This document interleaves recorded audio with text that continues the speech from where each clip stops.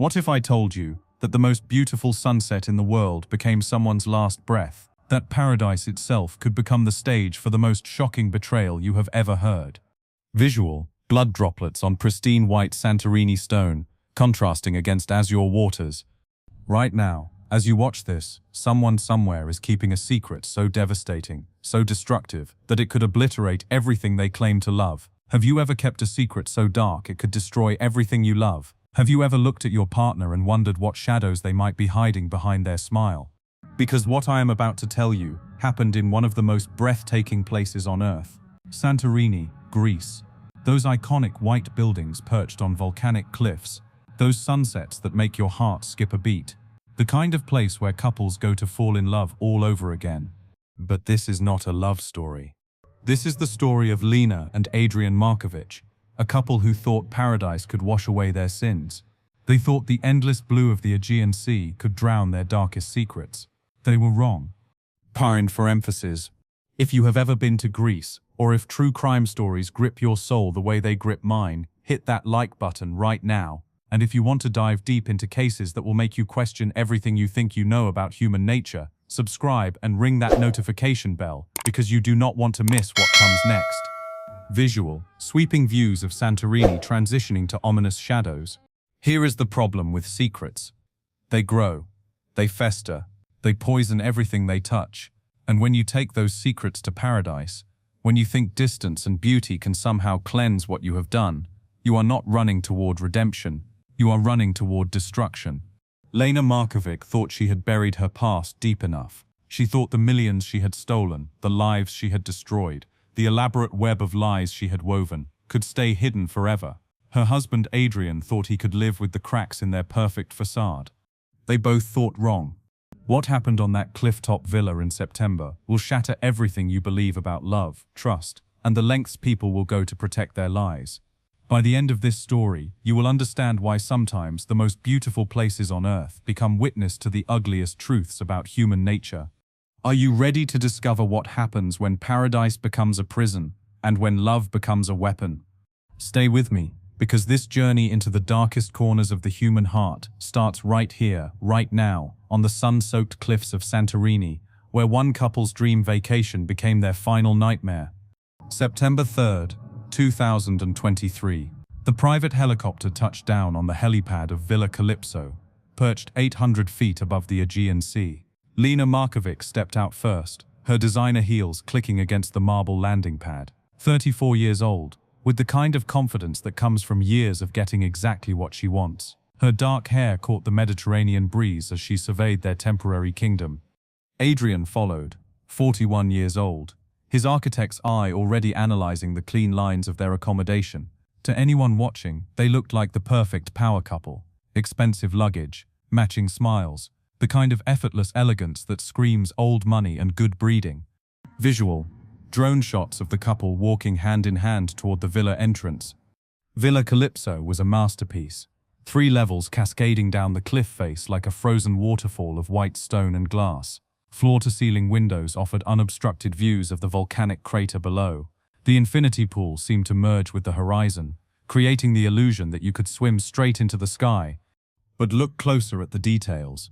Security cameras tucked discreetly into every corner, reinforced glass that could withstand hurricane-force winds, emergency communication systems hidden within the elegant design.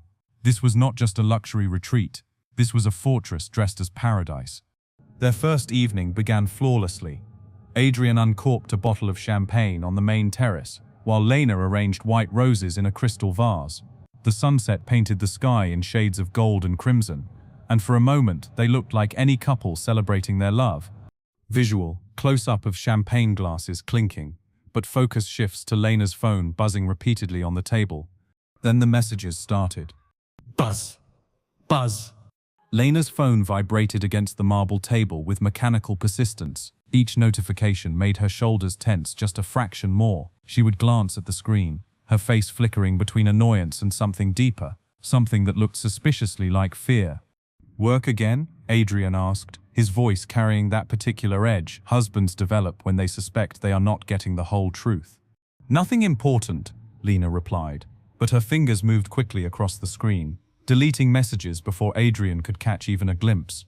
Adrian Hartwell, Markovic, British father, Greek mother, a man who built his reputation designing homes for the ultra-wealthy, places where privacy was not just desired but absolutely essential. He understood the value of secrets, both architectural and personal, which made it all the more disturbing that his own wife was clearly keeping something from him.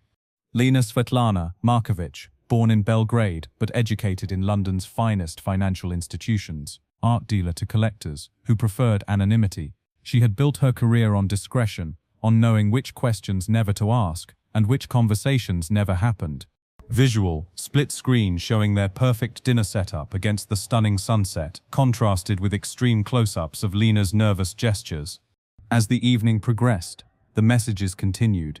Each buzz created a tiny crack in their perfect facade. Adrian's jaw tightened. Lena's laugh became just a little too bright, a little too forced. The villa's beauty remained constant. Gentle waves lapped against the rocks far below. Stars emerged one by one in the darkening sky. But inside the walls of their paradise, something was shifting. By 10 o'clock that night, the couple who had arrived looking like magazine models were sitting in silence, separated by more than just the width of their marble dining table. The cracks in paradise had begun to show. The second day started with coffee and croissants on the terrace. Lena seemed more relaxed, her phone finally silent. Adrian allowed himself to believe that whatever storm had been building the night before had passed. He was wrong. While Lena showered, Adrian decided to charge his laptop using her travel adapter. Her bag was open on the bed, contents scattered from the previous night's frantic search for her phone charger. As he reached for the adapter, a folder slipped out, spilling documents across the white sheets. Visual, papers floating in slow motion, settling on pristine bed linens. Adrian's architect's eye was trained to notice details, patterns, structural integrity. What he saw in those documents made his blood freeze. Bank statements, transfer records, names he recognized from London's elite art world, and amounts that made his head spin. £12 million. Transferred in increments over 18 months, all bearing Lena's authorization codes. Visual, close-up of damning financial records, numbers highlighting the massive theft. His hands shook as he read. This was not just money. This was destruction on an industrial scale. Retirement funds emptied, charitable foundations gutted. Families who had trusted Lena with their life savings, left with nothing but worthless promises. The shower was still running. Adrian had maybe 5 minutes before Lena emerged. 5 minutes to understand how his wife had become a financial predator. Flashback sequence begins. 2 years earlier, in a glass-walled conference room in central London, Lena sat across from Mr. Harrison Whitfield, 83 years old, recently widowed, seeking someone to help manage his late wife's art collection. His hands trembled as he signed the authorization forms that would give Lena access to his accounts. You understand, Miss Markovic, this collection represents 50 years of love between my wife and myself. I trust you to honor that. Lena's smile was warm, professional, completely convincing. Mr. Whitfield, your wife's legacy is safe with me. I promise you that. Within a week, £3 million had vanished from his accounts, redirected through shell companies that existed only on paper. Mr. Whitfield died 6 months later, never knowing he had spent his final days in poverty while his trusted art dealer bought luxury homes across Europe. Flashback ends. Adrian's stomach churned as the pieces fell into place. Their London penthouse, this Santorini vacation, her designer wardrobe, every luxury in their life was built on theft and betrayal. But there was more. His own bank statements, tucked beneath Lena's documents, told a different story. His architectural firm was hemorrhaging money. 3 major projects had fallen through in the past year. His business account showed a balance that would not cover next month's office rent. The text messages from his business partner had become increasingly desperate. Adrian, we need to talk. The creditors are asking questions. Where are you? Visual, split screen showing Lena's stolen millions versus Adrian's mounting debts. His prestigious career was crumbling. The man who designed homes for billionaires could not afford his own mortgage payments. The weight of financial failure pressed down on him like the Mediterranean heat. When Lena emerged from the bathroom, towel wrapped around her hair, she found Adrian sitting on the bed surrounded by evidence of her crimes. Adrian, her voice was carefully neutral, but her eyes darted to the papers in his hands. Who is Harrison Whitfield? He asked quietly. The color drained from her face. Adrian, I can explain. Can you? Can you explain why you stole £12 million from elderly clients who trusted you? Can you explain why you let me believe we were successful while you were robbing people of their life savings? Second CTA moment. Stop for a moment. What would you do if you discovered this about your partner? If everything you believed about your life together was built on lies and stolen money? Leave your thoughts in the comments below, because what happened next will test every boundary of human emotion.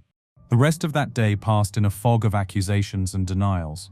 By sunset, their paradise had become a battlefield where love and betrayal circled each other like wounded animals. The stage was set for a confrontation that would end in blood.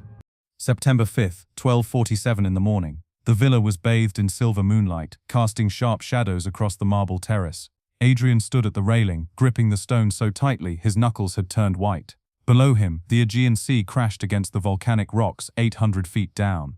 Lena emerged from the villa, a bottle of wine in her hand, and desperation in her eyes. She had spent the last 4 hours trying to craft an explanation that could salvage their marriage. But how do you explain away £12 million in stolen money? Adrian, please, come inside. We can work through this. He turned to face her, and she saw something in his expression that made her blood freeze. This was not anger anymore. This was something far more dangerous. This was a man who had watched his entire world collapse in the span of 24 hours. Work through this. His voice was barely above a whisper, but it carried across the terrace like a blade. Lena, you destroyed families. You stole from widows and orphans. You built our entire life on blood money. Those people had more than they needed. Harrison Whitfield died alone because of you. Adrian's voice exploded across the night. His children refused to speak to him because they thought he had gambled away their inheritance. You killed that man as surely as if you had put a gun to his head. Visual, extreme close-up of their faces in the moonlight, showing raw emotion. Lena set the wine bottle down with shaking hands. You think you are innocent in this? Your firm is bankrupt, Adrian. Your precious reputation is built on projects you cannot afford to complete. We needed that money. We needed it, or you wanted it. Adrian stepped closer, his shadow falling across her face. Do you know what I discovered today? My business partner has been covering for me for months. He has been using his own savings to pay our employees because he thought I was having a breakdown. While you were living like a queen on stolen money, good people were suffering because of my failures. The words hung in the air between them like a death sentence. So what happens now, Lena? Do we run? Do we disappear to some country without extradition laws? Do we spend the rest of our lives looking over our shoulders? Lena's composure finally cracked. Yes, that is exactly what we do. People like us, we do not go to prison, Adrian. We survive, we adapt, we find a way to win. People like us? Adrian laughed, but there was no humor in the sound. There is no us anymore. There never was an us. Just you and your lies and everyone stupid enough to believe them. He turned back toward the railing, as if he could no longer bear to look at her. I am calling the police in the morning.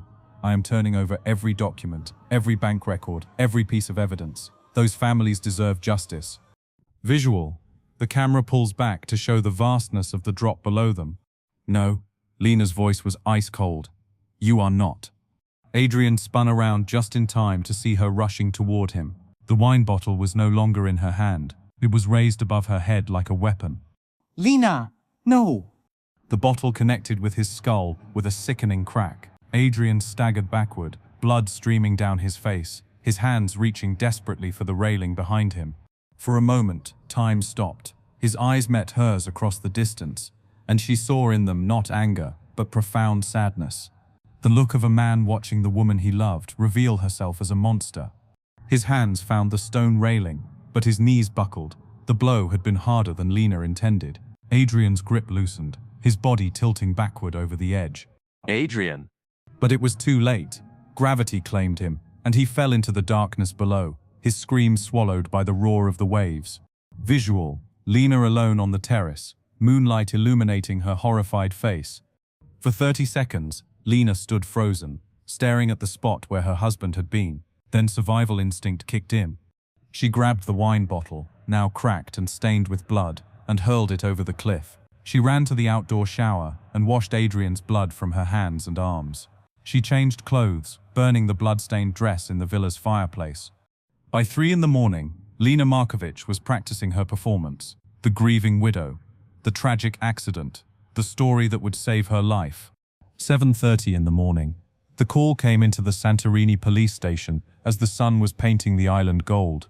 A tourist had spotted something at the base of the cliffs near Villa Calypso, something that did not belong in paradise. Detective Nikos Papadakis had been working these islands for 23 years. He had seen overdoses disguised as suicides, domestic violence covered up as accidents, and enough tourist mishaps to fill a library. But when he stood over Adrian Markovic's broken body, something felt wrong.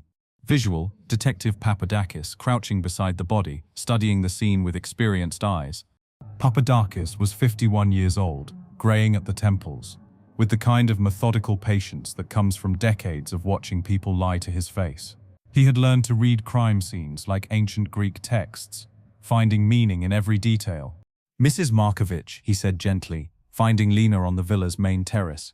She was wearing a black dress, her eyes red from what appeared to be hours of crying. "I am very sorry for your loss. I need to ask you some questions." Lena's performance was flawless. She explained how Adrian had been drinking heavily since their arrival, how he had become increasingly agitated about work pressures, how he had gone out to the terrace around midnight for fresh air. "I heard a scream," she whispered, dabbing her eyes with a tissue. "By the time I got outside, he was gone. I think he must have lost his balance." The story was simple, tragic, completely believable, except for the blood spatter pattern on the terrace railing. Visual, forensic team examining microscopic evidence. Maria Costaglou, the island's forensic specialist, found traces of blood 18 inches higher than where someone Adrian's height would impact if he had simply fallen. The pattern suggested a blunt force trauma to the head before the fall, not after. Then there was the missing wine bottle. Lena claimed they had been sharing a bottle of white wine during dinner, but no bottle was found anywhere on the property. The villa's sophisticated security system had mysteriously malfunctioned between midnight and 3 in the morning, leaving no video evidence of the critical hours. The local community was divided. Dimitris, the villa's caretaker, had heard raised voices on both nights the couple had been there. But Santorini's tourism industry was worth hundreds of millions of euros annually, and a murder investigation would damage the island's reputation. "We need to be careful," Mayor Alexios Petrou warned Detective Papadakis privately. "These people bring money to our island. Are we certain this was not just a tragic accident?" But Papadakis was not a man who bent to political pressure. He had taken an oath to serve justice, not the tourism board. Visual, detective making notes while interviewing various witnesses. On the 3rd day of investigation, the breakthrough came from an unexpected source. Adrian's phone, recovered from his jacket pocket, contained deleted text messages that had been professionally restored by Athens' cybercrimes unit. The messages revealed Adrian's discovery of Lena's financial crimes. More damaging still, they showed his intention to contact authorities upon returning to London. The final message, sent just 20 minutes before his death, was addressed to his business partner. "Have discovered something terrible about Lena. Will explain everything when I return. If something happens to me, check her financial records." 3rd CTA moment. This revelation changed everything. Share this video if this development shocked you as much as it shocked me. And in the comments, tell me what you think really happened on that terrace. Was this a crime of passion, or was Lena always planning to silence her husband permanently? When Detective Papadakis confronted Lena with this evidence, her carefully constructed facade began to crumble. Her lawyer arrived from Athens within hours, but the damage was done. The forensic evidence told a story that contradicted every word of her testimony. The blood patterns, the missing weapon, the convenient technology failure, and now the digital evidence of motive created a web of proof that even the most skilled defense attorney would struggle to challenge. Paradise had become a crime scene, and Lena Markovic's perfect performance was about to face its final curtain call. September 10th, 5 days after Adrian Markovic's death. The evidence against Lena had become overwhelming, but she maintained her innocence with the skill of someone who had been lying professionally for years. Detective Papadakis sat across from her in the sterile interview room of the Santorini police station. Between them lay photographs, bank records, forensic reports, and Adrian's recovered phone messages. The weight of evidence could have crushed a mountain, yet Lena still insisted her husband's death was a tragic accident. "Mrs. Markovic," Papadakis said quietly, "we have blood evidence placing you at the scene during the altercation. We have financial records proving your husband discovered your crimes. We have his final message stating his intention to expose you. What more do you need to tell us the truth?" Lena's lawyer, a sharp-dressed man from Athens, leaned forward. "My client has been cooperative throughout this investigation. Speculation and circumstantial evidence do not constitute proof of murder." Visual, close-up of Lena's hands, no longer steady, fidgeting with her wedding ring. But Papadakis had one final piece of evidence. The forensic team had found something in the villa's fireplace. Fabric fibers, burned but not completely destroyed, that matched the dress Lena claimed to have been wearing when she discovered Adrian's disappearance. DNA analysis revealed traces of Adrian's blood on those fibers. "You burned the dress you were wearing when you killed your husband," Papadakis stated. "You thought fire would destroy all evidence, but science is more persistent than flames." For the first time since the investigation began, Lena's composure cracked completely. Her hands trembled, her breathing became shallow. The mask she had worn for years finally slipped away. "He was going to destroy everything," she whispered. "Everything I had built, everything I had worked for. Those people I took money from, they had more than they needed. But Adrian, he was going to make me give it back. He was going to make me face consequences for choices I made to survive." Visual, the interview room, showing Lena's final breakdown. "So you killed him," Papadakis said. "It was not a question. I hit him, once. I just wanted him to stop talking, to stop threatening to ruin us both. I never intended for him to fall." The confession was recorded, witnessed, and legally binding. Lena Markovich was formally charged with the murder of Adrian Hartwell Markovich. The news spread through Santorini like wildfire. The tourism board scrambled to control the narrative, but social media had already seized the story. Villa Calypso was sealed as a crime scene. Local businesses that depended on luxury tourism worried about the long-term impact. Dimitris, the villa caretaker, spoke to reporters with tears in his eyes. "This island has welcomed visitors for thousands of years. We offer them beauty, peace, sanctuary. To have our hospitality repaid with violence and lies, it breaks our hearts." Visual, Lena being led away in handcuffs, the beautiful Santorini landscape behind her. 3 months later, in an Athens courtroom, Lena Markovich was sentenced to 25 years in prison for murder and an additional 15 years for financial fraud. The families she had robbed would never recover their losses completely, but justice had been served. The villa where Adrian died remained empty. No amount of cleaning could wash away the stain of what had happened there. Paradise had been permanently marked by greed, betrayal, and violence. Detective Papadakis returned to his normal duties, but the case haunted him. In 23 years of police work, he had learned that humans were capable of terrible things. But the calculated coldness of Lena's actions, the ease with which she had destroyed lives, represented a darkness that even Paradise could not cleanse. As the sun sets over Santorini today, casting those same golden rays that once illuminated Lena and Adrian's final argument, we are left with questions that cut deeper than any investigation could reach. What transforms love into violence? What makes someone choose murder over honesty? And most importantly, what lessons can we extract from this tragedy to protect ourselves and the people we care about?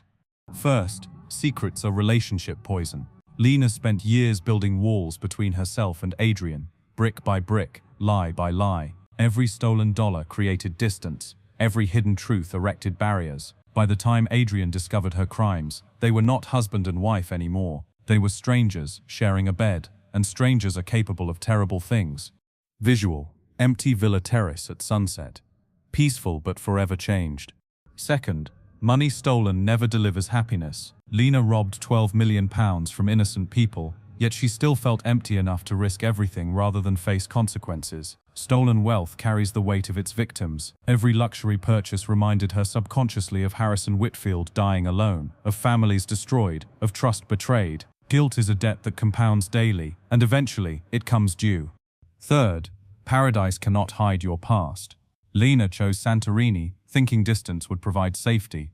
She believed beauty could wash away ugliness, that Paradise could offer redemption without repentance. But geography never changes character. Your choices follow you everywhere, even to the most beautiful places on Earth. Finally, truth always finds a way to surface. Detective Papadakis proved that lies, no matter how carefully constructed, leave traces, blood evidence, digital footprints, witness testimonies, human behavior patterns that trained eyes can read like books. Justice might move slowly, but it moves with the persistence of ocean waves, eventually wearing down even the strongest defenses. Final CTA moment. If this story opened your eyes to the destructive power of secrets and lies, subscribe right now and hit that notification bell. I need you to be part of this community of truth seekers. Comment below and tell me, what warning signs do you think Adrian should have noticed earlier? What would you have done differently? Visual. Camera pulls back to show the vast Aegean Sea, infinite and unchanging. As I leave you today, remember this. Even in paradise, even surrounded by beauty that takes your breath away, even when everything looks perfect from the outside, darkness can live in human hearts. The most dangerous person in your life might be the one sleeping next to you. Choose truth over comfort. Choose honesty over convenience. Choose justice over profit. Because in the end, paradise is not a place you visit. Paradise is what you create through the choices you make, the integrity you maintain, and the love you give without conditions. Remember, even in paradise, your secrets are never as buried as you think they are.